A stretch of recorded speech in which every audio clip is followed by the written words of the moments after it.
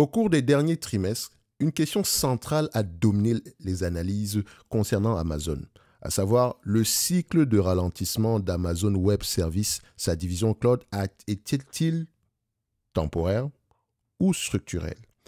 Après 11 trimestres consécutifs de décélération où les clients se sont concentrés sur l'optimisation de leurs dépenses, l'entreprise a fourni une réponse quantitative claire lors des résultats du troisième trimestre 2025. AWS a enregistré une croissance de 20,2%, marquant sa plus forte progression en près de 3 ans et portant son rythme annualisé à 132 milliards de dollars. Cette inflexion met fin au cycle de décélération et semble confirmer le début d'une nouvelle phase de demande, principalement alimentée par les besoins en intelligence artificielle. Face à ce signal, la direction d'Amazon a annoncé un pivot stratégique majeur, à savoir une escalade significative des dépenses d'investissement. Donc, la dynamique actuelle, telle que décrite par la direction, n'est plus celle d'une gestion de la demande, mais d'une course pour construire de la capacité.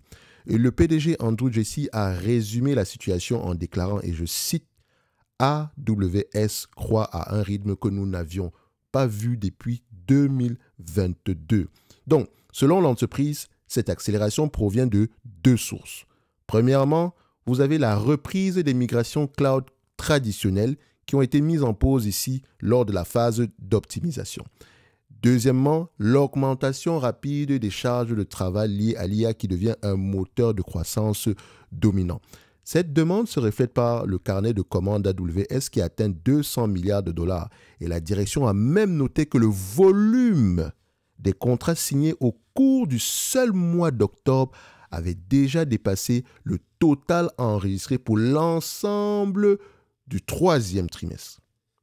Le volume des contrats signés au cours du seul mois d'octobre, qui vient juste de se terminer là, avait déjà dépassé le total enregistré pour l'ensemble du troisième trimestre qui nous paraît si beau aujourd'hui. C'est magnifique. Ça veut dire qu'il y a de grandes chances que les trimestres à venir, en tout cas sur ce segment-là, ressemblent à peu près à ce qu'on connaît maintenant.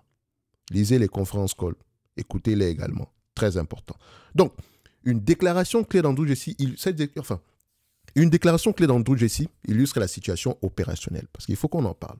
Et je cite encore une fois, « Aussi vite que nous ajoutons de la capacité en ce moment, nous la monétisons. » Autrement dit, la croissance d'Amazon est actuellement limitée, non pas par la demande, mais par sa capacité ou bien par sa vitesse d'exécution dans la construction de nouveaux data centers. La demande est plus élevée que l'offre. Et je pense que c'est la même chanson chez les autres. Donc, en réponse directe à cette demande, Amazon ajuste sa stratégie d'allocation de capital de manière significative, passant d'une optimisation des coûts à une expansion agressive. Vous, en tant que businessman, est-ce que c'est ce qu'il faut faire? Quand la demande est plus élevée que votre offre, qu'est-ce que vous faites? Vous continuez à optimiser les coûts ou bien vous investissez agressivement? Ce sont les questions qu'il faut se poser. Je pense que vous connaissez déjà la réponse, elle est tellement évidente. Ce qui veut dire que ça met une pression sur les marges à court terme. Mais vous êtes là pour du long terme. Pensez comme un entrepreneur. C'est très important. Donc, la décision la plus notable est l'augmentation des prévisions de CAPEX à environ 125 milliards de dollars pour l'année 2025, avec des indications d'une nouvelle augmentation prévue pour 2026. Donc, cet investissement vise à doubler la capacité de l'entreprise d'ici 2027. Donc, ce niveau de dépenses aura des conséquences financières directes et immédiates. Le directeur financier a reconnu que l'augmentation des charges de dépréciation pèsera sur les marges opérationnelles de type GAAP. Donc, il faut se dire ici que c'est uniquement à court terme. Mais le marché verra peut-être ça comme une perte de marge, etc. Pourtant, c'est déjà écrit, c'est marqué. Meta a également mentionné la même chose.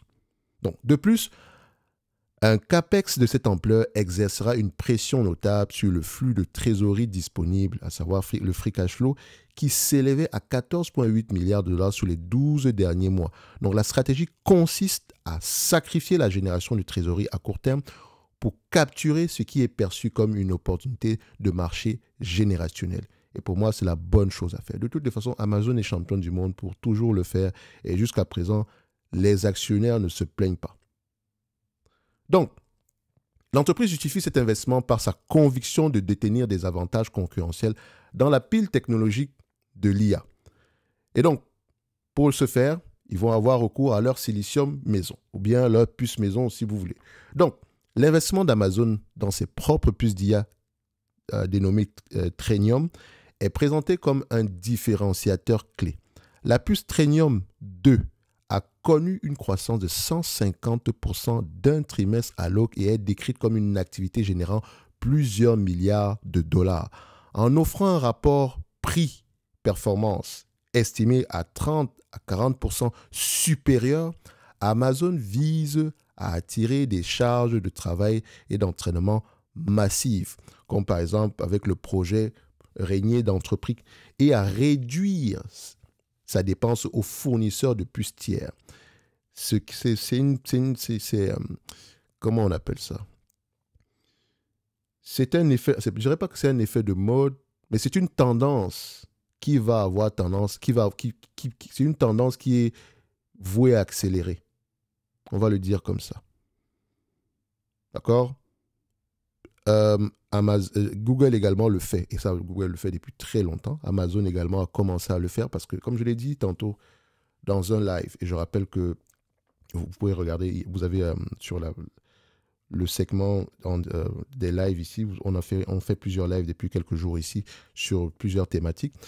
Et donc, je mentionnais ici que cette entreprise a bâti présentement des data centers qui utilisent uniquement des puces Trainium. Attention, ces puces-là ne sont pas aussi puissantes que les GPU ici de, comment on appelle ça, de NVIDIA. Mais ça leur permet de faire à peu près la même chose en moindre coût. On va dire à peu près. Parce que techniquement, ça prend beaucoup d'espace.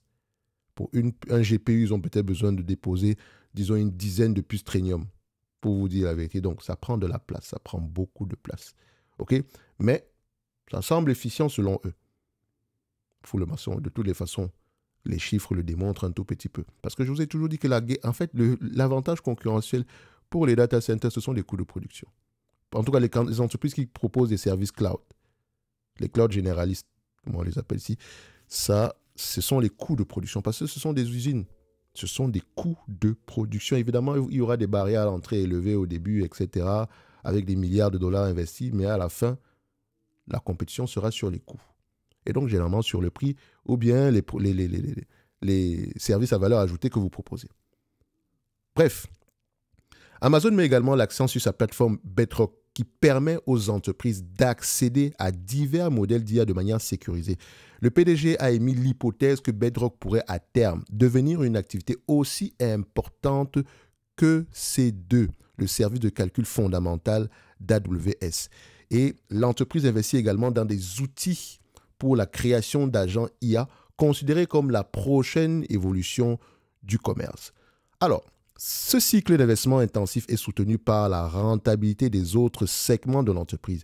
Bien que les résultats GAAP aient été affectés par 4,3 milliards de dollars ici de charges exceptionnelles, le résultat opérationnel ajusté, lui, s'élève à peu près à 21,7 milliards de dollars. Donc, cette performance est principalement alimentée par deux moteurs. Donc, pour financer les dépenses en IA, on passe par quoi? La publicité. Notamment, les revenus publicitaires ont accéléré pour un troisième trimestre consécutif avec une croissance de 22%. On parle d'accélération, on ne parle pas de croissance. Accélération, donc la croissance était déjà là. Mais maintenant, on passe à une accélération pour atteindre à peu près 17,7 milliards de dollars, fournissant une source majeure de flux de trésorerie. Et croyez-moi, ce segment, prêtez attention. Donc, ensuite, vous avez le segment e-commerce. Donc, l'activité de commerce en Amérique du Nord a atteint une marge opérationnelle ajoutée de 6,9%. L'entreprise anticipe également des revenus supplémentaires de son assistant d'achat IA Rufus, estimé à plus de 10 milliards de dollars. Donc, la stratégie d'Amazon comporte également des risques, comme dans toute stratégie de manière générale, donc des risques d'exécution et financiers notables. Premièrement, ici, le déploiement de 125 milliards de dollars en un an représente un défi logistique et d'ingénierie majeur. Des goulots d'étranglement dans la chaîne d'approvisionnement, que ce soit au niveau des puces ou des équipements, ou dans l'accès à l'énergie pour les data centers pourraient retarder la monétisation de la demande. Deuxième point ici, la viabilité de la stratégie dépend de sa capacité, de la capacité des activités de base, à savoir la publicité, le e-commerce, à continuer de croître et à financer une part substantielle de cet effort d'investissement. J'ai bien dit une part substantielle. Donc, un ralentissement de la croissance publicitaire, qui est actuellement aux alentours de 22%, limiterait cette flexibilité. Donc, et en troisième point, Amazon n'est pas seul. Des concurrents comme Microsoft et Google investissent également des dizaines de milliards dans leurs propres infrastructures cloud IA. Par ailleurs, la division du commerce agentique reste incertaine. D'accord? Donc pas la division, mais la vision du commerce agentique, excusez-moi, elle reste incertaine. OK? Le PDG ici, il est comparé au début des moteurs de recherche, au début de l'ère des moteurs de recherche, où des modèles économiques ont été, les modèles économiques ont mis du temps à se définir. Donc, en conclusion, ici, les résultats du troisième trimestre 2025 d'Amazon signalent un changement stratégique clair. L'entreprise interprète la réaccélération d'AWS comme le début d'un cycle d'investissement pluriannuel majeur lié à l'intelligence artificielle. La décision d'allouer 125 milliards de dollars de CAPEX en 2025 est un changement visant à construire l'infrastructure de base et pas l'infrastructure de base, mais construire l'infrastructure de base de cette nouvelle ère technologique. Donc, l'enjeu pour l'entreprise sera de gérer l'exécution logistique complexe, c'est normal. Et il faut se dire que pendant cette lors de la gestion de cette logistique qui est complexe à première vue présentement, même si je pense qu'ils en ont l'expérience ici, mais on n'est jamais à l'abri de pénuries, etc. Cette expansion doit se faire en maintenant la rentabilité de ses activités historiques pour financer cet effort. Donc, maintenant, vous avez la mise en situation. On peut parler des chiffres. Pour évaluer Amazon, j'utilise uniquement le cash flow opérationnel. Je ne prends pas les bénéfices nets ou ce genre de choses-là. J'utilise le cash flow opérationnel parce que je sais que les bénéfices nets seront sous pression, donc les free cash flow seront sous pression. C'est déjà annoncé, sauf si vous faites une guesstimation. Il y a les seuls éléments stables ici, on aura à peu près au niveau des revenus, les EBITDA, les cash flows. Je préfère prendre les cash flows opérationnels. Cash flow opérationnel ici, est-ce que c'est un business sur lequel les analystes ont tendance à faire de bonnes prévisions? Oui, sauf pendant la pandémie.